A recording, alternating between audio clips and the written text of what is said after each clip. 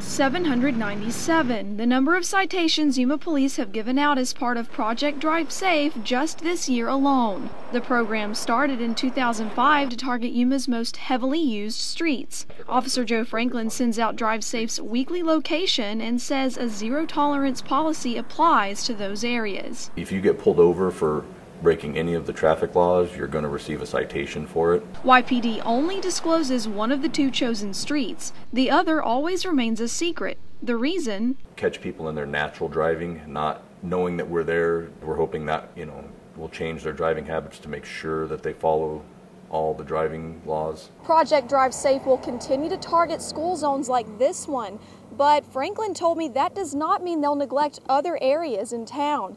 He says that's a common misconception about the program. Just because, we focus on that area, that does not mean that we have all of our motors sitting there in a group.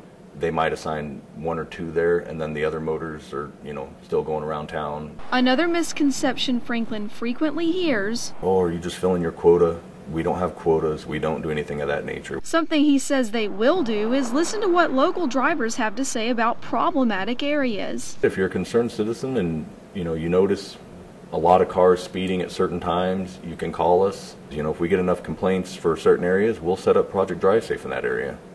Reporting for 13 on Your Side, I'm Holly Sweet.